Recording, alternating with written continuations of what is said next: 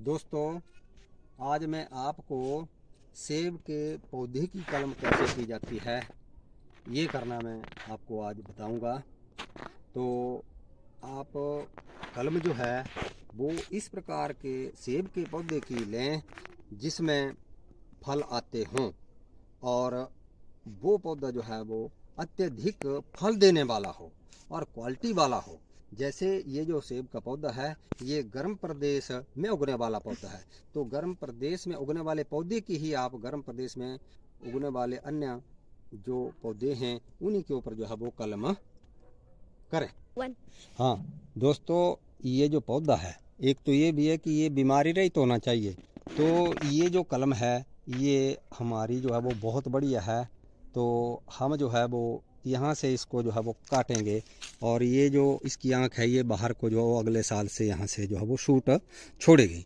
इसके अतिरिक्त मैं एक और कलम जो है वो यहाँ पर 6 इंच की जो है वो यहाँ से ले रहा हूँ। तो ये देखिए ये आँख है, तो मैं यहाँ से तिरछा कट मारूंगा तो ये भी जो है वो अगले साल यहाँ से जो है वो शूट छोड़ेगा। तो इसके अतिरिक्त ये जो है वो ये अनवांटेड टहनी है, ये अनवांटेड। तो इससे भी मैं जो है वो ये शूट जो है वो कलम के लिए जो है वो इस तरह से जो है वो लूँगा मैं इस तरह से। दर्शकों, ये जो मेरा ये सेब का पौधा है ये वाला ये, तो इसको मैं बर्फानी प्रदेश से जो है वो लाया था, लेकिन ये यहाँ पर जो है वो अब फल नहीं दे रहा है। तो मैं इसको जो है वो अब गर्म प्रदेश में उगने वाले पौधे की कलम से जो है वो इसको मैं रिप्लेस करने जा रहा हूँ। तो अब मैं हर वर्ष जो है वो इसकी जो दो दो टहनियाँ हैं उनके ऊपर कलम करूँगा। जैसे कि मैंने पहले जो है वो पिछले साल यहाँ पर कलम बांधी थी, तो ये टहनी जो है वो बड़ी हो गई है। तो अब मैं जो है वो इस वर्ष यहाँ पर करूँगा। तो ये यहाँ से दो टहनी हो गई थी, तो एक मैंने काट डाली है और यहाँ जो ये बाहर को आने वाली टहनी है तो लगभग 1 फुट ऊपर से मैं अब यहाँ से इसको जो है वो काटूँगा और फिर इसके ऊपर जो है वो कलम बांधूँगा। यहाँ से मैं अब इसके ऊपर जो है वो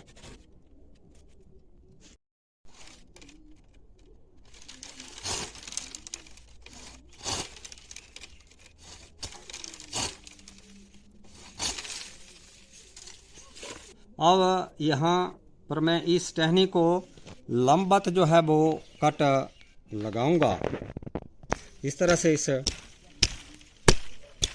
कैंची के साथ। तो इसको अब ये मोटे है, अब इस तरह से ये कट जो है वो मैंने इसमें लगाया है और आपने जो है अब ये जो मैंने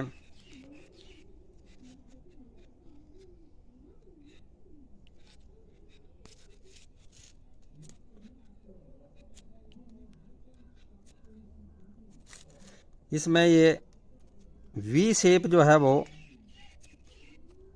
इसको छीलना है लगभग यहाँ पर 1.5 से 2 इंच।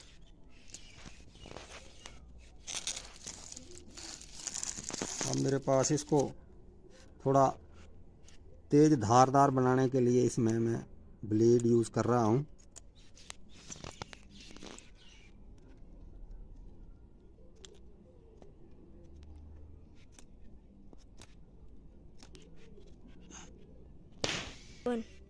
मैंने जो है वो ये गेंदे का फूल लिया हुआ है, ये काफ़ी लाभप्रद होता है, ये रूटिंग हार्मोन का अच्छा काम करता है और इसमें मैंने जो है वो इसी की पत्तियां भी ली हुई हैं, तो इनको मैंने साथ जो है वो ले रखा है। तो अब इसको मसल करके इस तरह से जो अब आपने इस कलम के ऊपर जो है वो इस तरह से थोड़ा रगड़ना है इस तरह से, और यहाँ पर इस तरह से हाँ वो इसको आपने रगड़ना है अच्छी तरह से इस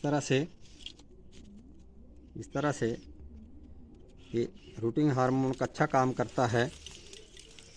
और फिर ये जो वी शेप मैं बनाई हुई है। तो अब इसको